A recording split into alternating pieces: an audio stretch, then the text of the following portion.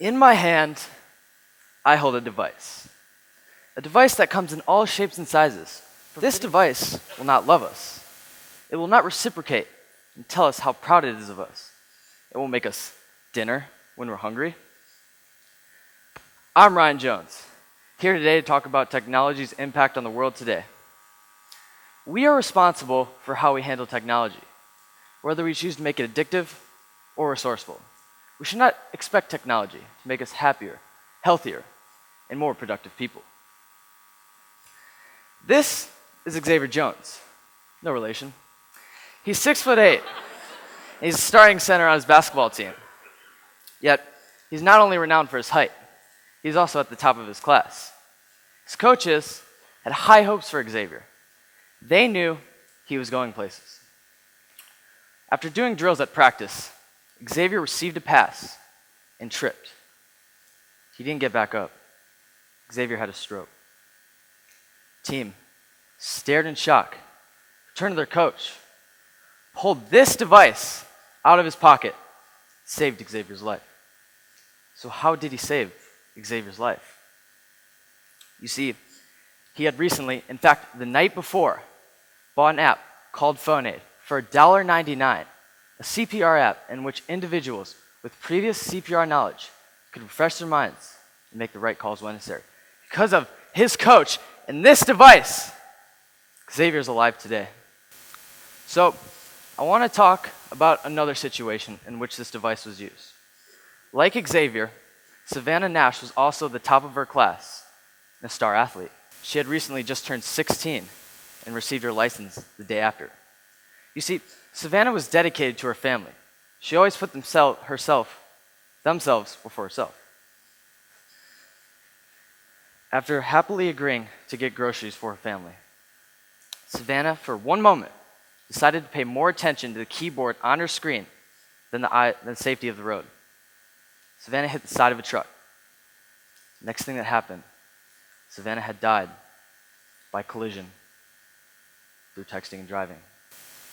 How is it that when we use this device, we can save lives just as easily as we can end them? Take Google, for instance. Put your hands up if you used Google in the last 3 weeks.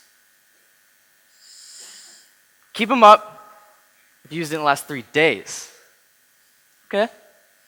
How about the last 3 to 5 hours? Look around. Are you aware that in 2013, 2.2 trillion searches were made off Google, according to Static Brain, Google's official history source? Probably thinking, what did I search in 2013? More importantly, how much of it have I been searching? Are you aware that Google is constantly selling your data to private corporations and businesses to digitally market? Pretty scary stuff, right? I mean, we can't just stop using Google. We use it for school. We use it to find critical information in short periods of time. I mean, who goes to the library anymore to look up stuff? So, at the end of this talk, I want you to walk away with 2 solutions. How you handle these devices when you're with others and when you're by yourself. When you're with others, you need to make sure that these devices are less important than them. Take this photo, for instance. What's the point of going to dinner with your family if you're just going to stare at a device and avoid social interaction? I mean, if we use our devices by ourselves, there's no problem. We're not offending anyone. Yet, we need to be aware of how addicting it can be. Many of us, including myself, convinced my parents to get me a phone by saying, oh, I'll need it with an emergency.